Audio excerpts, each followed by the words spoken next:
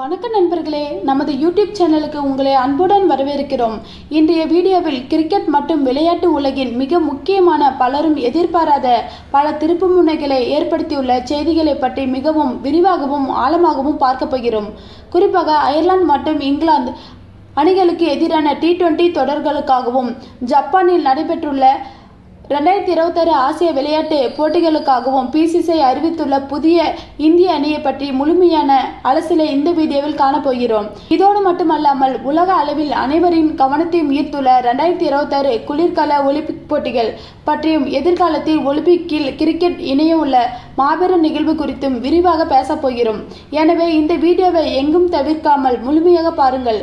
முதலில் ஒட்டுமொத்த கிரிக்கெட் ரசிகர்களுக்கும் ஒரு மிகப்பெரிய ஆச்சரியத்தை அளிக்கும் வகையில் PCCI தேர்வுக்குழு ஒரு அதிரடியான முடிவை எடுத்துள்ளது.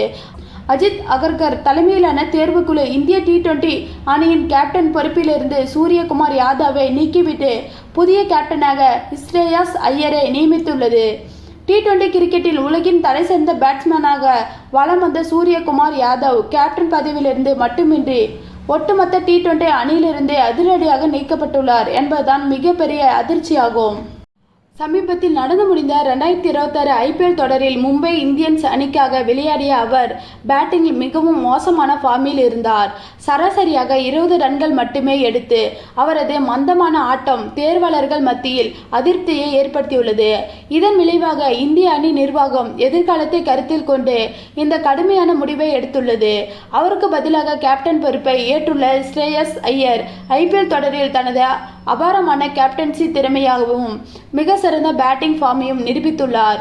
ஒரு தலைவனாக அணியை ஒருங்கிணைத்து வழிநடத்தும் அவரது திறமை பலராலும் பாராட்டப்பட்டுள்ளது.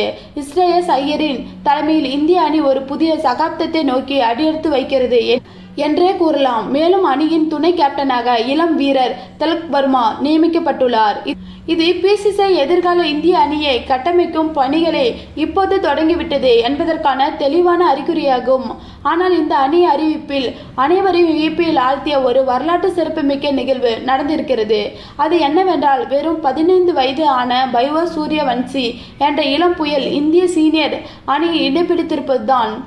ஆம் நண்பர்களே, நீங்கள் கேட்பது முற்றிலும் உண்மை. 15 வயது ஒரு வீரர் இந்திய அணியில் நுழைவது என்பது கிரிக்கெட் வரலாற்றில் ஒரு மிகப்பெரிய சாதனையாகும்.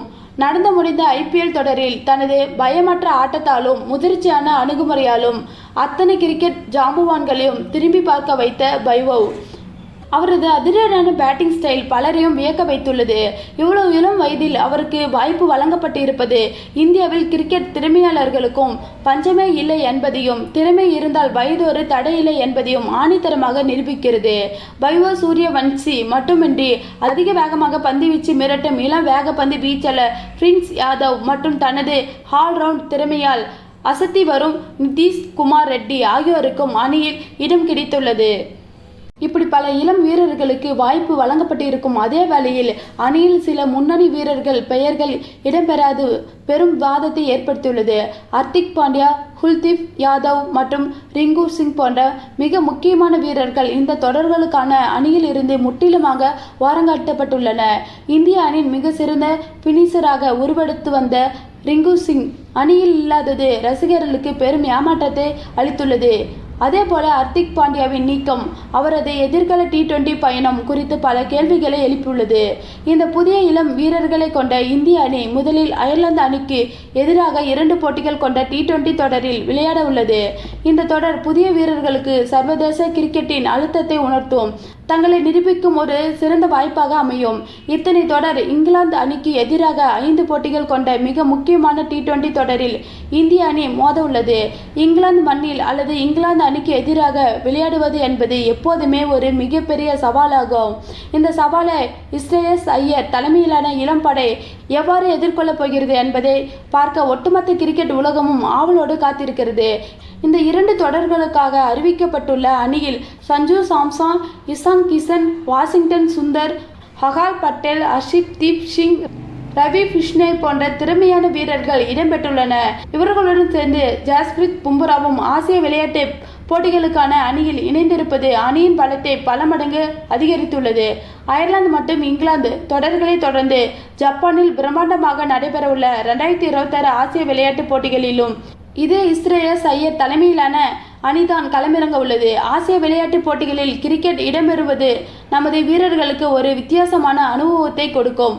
பல நாடுகள் பங்கேற்கும் இதுபோன்ற விளையாட்டு திருவிழாக்களில் தங்க பதக்கம் வெல்வது என்பது ஒரு நாட்டிற்கு கிடைக்கும் மிகப்பெரிய பெருமையாகும். அதிலும் குறிப்பாக ஆசிய விளையாட்டுப் போட்டிகளில் இந்திய கிரிக்கெட் அணி தங்க பதக்கத்தை முத்தமிடுவதை பார்க்க ரசிகர்கள் அனைவரும் மிகுந்த எதிர்பார்ப்போடு காத்திருக்கின்றனர்.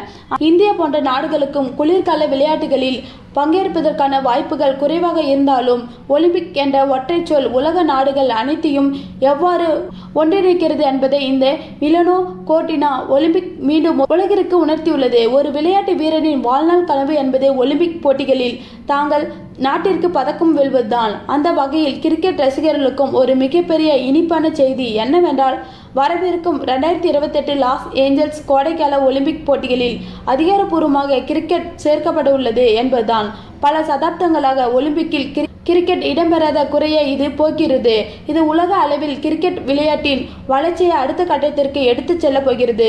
தற்போது பிசிசிஐ எடுத்து வரும் இந்த அதிரடியான முடிவுகள் 15 வயது வீரரான வைபவ் சூரியவன்சி அணியில் சேர்த்திருப்பது, ஸ்ரேயஸ் ஐயரிடம் கேப்டன் பொறுப்பை ஒப்படைத்திருப்பது என இவை அனைத்துமே 2028 ஒலிம்பிக் போட்டிகளே குறிவைத்து செய்யப்படும் நீண்ட கால திட்டமிடலின் ஒரு பகுதியாகவே பார்க்கப்படுகிறது. அயர்லாந்து மற்றும் இங்கிலாந்துக்கு எதிரான இருதரப்பு தொடர்கள், அதன் பிறகு ஜப்பானில் நடைபெறும் ஆசிய விளையாட்டுப் போட்டிகள் என இந்த தொடர்ச்சியான பயணங்கள் நமது இளம் வீரர்களுக்கு ஒலிம்பிக் போன்ற மாபெரும் மேடைகளில் விளையாடுவதற்கான மன வலிமையும் அனுபவத்தையும் பெற்றுக் கொடுக்கும். ஆசிய விளையாட்டுப் போட்டிகள் நமது வீரர்களுக்கு ஒரு மினி ஒலிம்பிக் போன்ற அனுபவத்தை வழங்கும். மற்ற நாட்டு விளையாட்டு வீரர்களோடு ஒலிம்பிக் கிராமங்களில் தங்கி அந்த சர்வதேச சூழலை உள்வாங்கிக் கொண்டு வெறும் கோப்பைகளுக்காக மட்டுமின்றி ஒரு பதக்கத்திற்காகவும் போராடும் அந்த உணர்வை நமது கிரிக்கெட் வீரர்கள் முதன்முறையாக முழுமையாக உணரப்போகிறார்கள். இந்திய கிரிக்கெட் தற்போது ஒரு மிகப்பெரிய தலைமுறை மாற்றத்தின் பிடியில் இருக்கிறது. தேர்வாளர்கள் இந்த துணிச்சலான முடிவுகளுக்கும் இளம் ரத்தங்களின் வருகையும் இந்திய அணியை எதிர்காலத்தில் யாராலும் அசைக்க முடியாத ஒரு வல்லரசாக மாற்றப் போகிறது என்பதில் எந்த சந்தேகமும் இல்லை.